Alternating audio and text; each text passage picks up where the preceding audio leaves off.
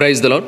ఈ సాయంకాలపు వేళ దేవుడు నీకు ఇస్తున్న వాగ్దానము కీర్తనల గ్రంథము 91వ అధ్యాయము 16వ వచనం. దీర్ఘాయువు చేత అతనిని తృప్తిపరచెదను. దేవుని వాక్యం ఏం చెప్తుంది? దీర్ఘాయువు చేత అతన్ని తృప్తిపరచెదను అంటే దేవుడు నీకు ఎంత ఆయుష్ అయితే నిర్ణయించాడో అంత ఆయుష్ కూడా ఖచ్చితంగా నువ్వు అనుభవిస్తావు. అంటే ఆ ఆయుష్ అయిపోయే వరకు కూడా నువ్వు బ్రతికే ఉంటావు. ఆ ఆయుష్ అయిపోకుండా నువ్వు పొరపాటును కూడా చనిపోవు. అలాగున దేవుడు నిన్ను తృప్తిపరుస్తాను అని చెప్పేసి చెప్తున్నాడు అనమాట. దీర్ఘాయువు చేత నిన్ను తృప్తిపరిచదును అని చెప్పేసి దేవుడు చెప్తున్నాడు అనమాట. Praise the Lord. ఇక్కడ మనము ఒక వ్యక్తిని తీసుకుందాం.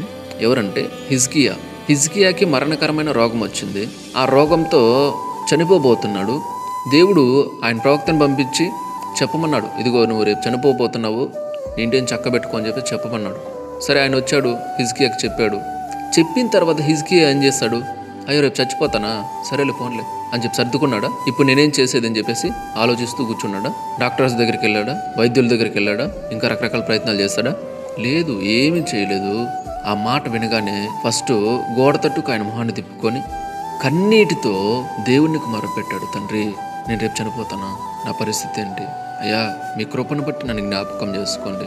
నేను చేసిన కార్యాలు, నేను చేసిన పనులు, నీతి కార్యాలు మీ కృపను బట్టి జ్ఞాపకం చేసుకోండి అయ్యా.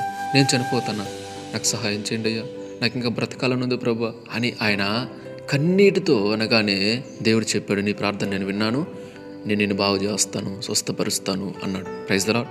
దీర్ఘాయువు చేత నేను తృప్తిపరుస్తాను. అంతే కదా. చూడండి, ఆయన ఎప్పుడైతే దేవునికి మొరపెట్టాడు అప్పుడు ఆయన ఆయుష్ని 15 సంవత్సరాలు పొడిగించాడు. దీర్ఘాయువు చేత నువ్వు కూడా తృప్తి పొందాలంటే సైలెంట్ కూర్చొని ఉంటే సరిపోదు.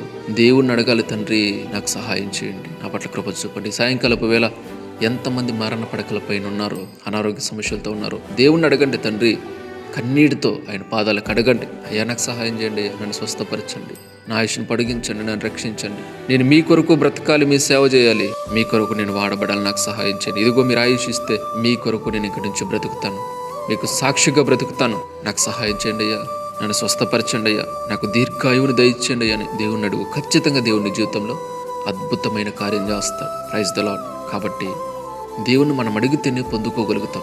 సైలెంట్గా ఉంటే పొందుకోలేం. Praise the lord.